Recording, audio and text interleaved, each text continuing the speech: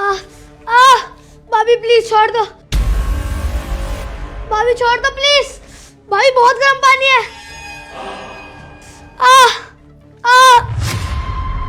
भाभी प्लीज छोड़ दो, भाभी बहुत गर्म पानी है। बैठ देना जरा।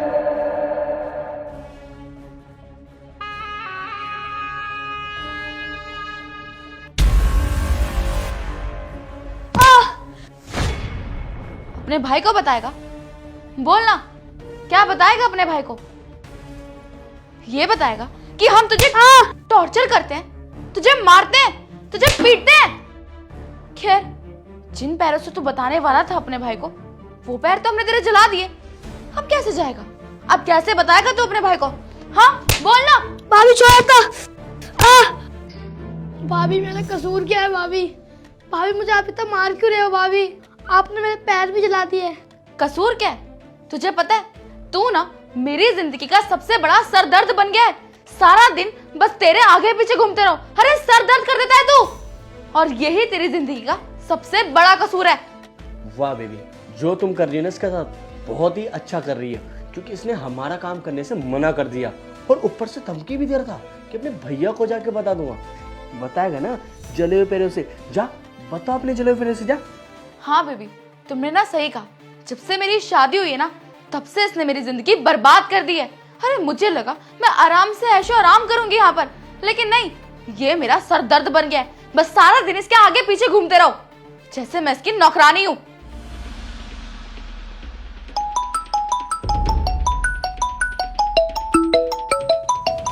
अबे ओ सुन, तेरे भाई का कॉल आया है। अगर तूने अपने मुंह से कुछ भी बोला ना, तो याद रखियो हम दोनों तेरा क्या हाल करेंगे, समझ गया?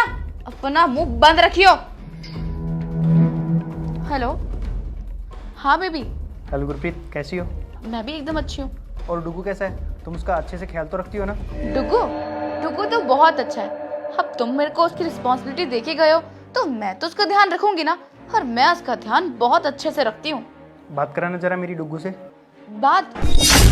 हाँ, वो क्या है ना, डुगू ना अभी अपने फ्रेंड्स के साथ खेलने गया था, तो जब वो घर पर आया तो बहुत थक गया था, इसलिए वो अपने कमरे में आराम कर रहा है। जैसे ही वो उठेगा मैं तुम्हारी बात करवा दूंगी।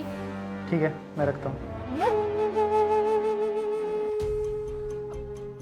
मोनू, वो क्या है ना कि डुगू बोल रहा था कि उसको गिटार क्लासेस सीखनी है, स्विमिंग क्लासेस सीखनी है। अब तुम्हें तो पता ही है कि आजकल के बच्चे इन सब चीज़ों को कितना फॉलो करते हैं, और उसके लिए पैसे भी तो लगते हैं ना। अब एक काम करो, तुम ना उसकी फीस के सारे पैसे मुझे भेज दो, मैं उसको क्लासेस ज्वाइन करवा दूंगी। ठीक है, मैं टाइम से पैसे भिजवा दूंगा। ठीक है, अब मैं रखती हूँ, बाय, लव यू। सुन बे, हम दोनों अंदर जा रहे हैं, और जब तक हम बाहर आए ना, घर का सारा काम मिलना चाहिए, वरना याद रखियो तेरा हम क्या हाल करेंगे, समझ गया? चलो बेबी।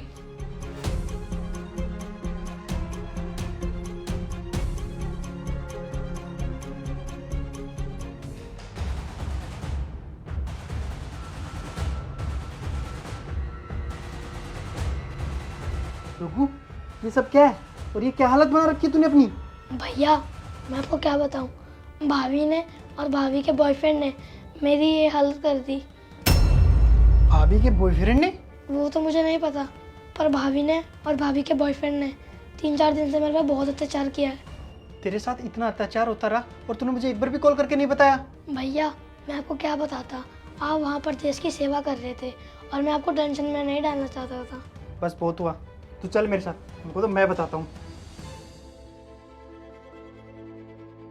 क्या बेबी, कितना टाइम हो गया, अभी तक तुम्हारा देवर खाना लेके नहीं आया। मुझे बहुत भूख लग रही है।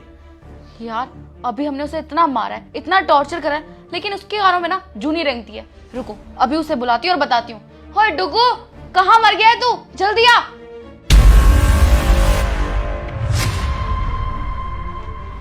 मोनू, तुम इतनी जल्दी आ गए और तुमने मुझे बताया भी नहीं। क्यों नहीं आ सकता क्या मैं? ये मेरा घर है, मेरा जब मन करेगा मैं तब आऊँगा। तुमने नैति की क्या हालत बना रखी है। मैं तुम्हारे भरोसे छोड़ के गया था नहीं से, और तुम उसका ऐसे ख्याल रखती हो। और एक बात बताओ, ये लड़का कौन है?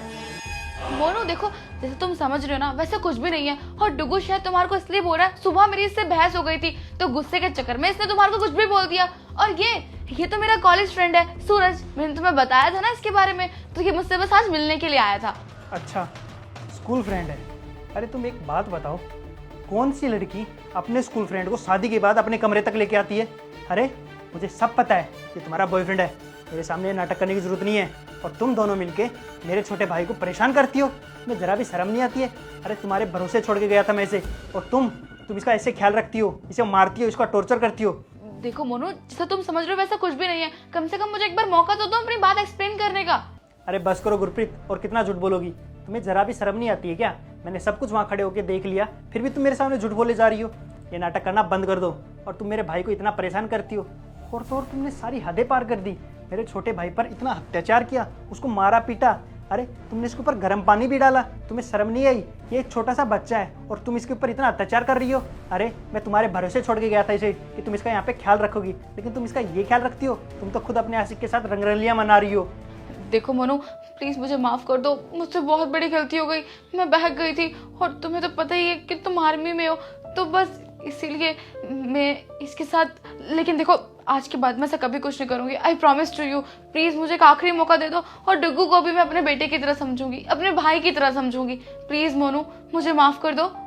बस कर, ये माफ़ी मांगने की जरूरत नहीं है। तूने जो गलती करी है ना, उसकी कोई माफ़ी नहीं है। अब मैं अपने भाई का ख्याल खुद रख लूँगा, तुम्हारे भरोसे नहीं छोड़ सकता। इसलिए तुम और तुम्हारे आशिक निकलो मेरे घर से।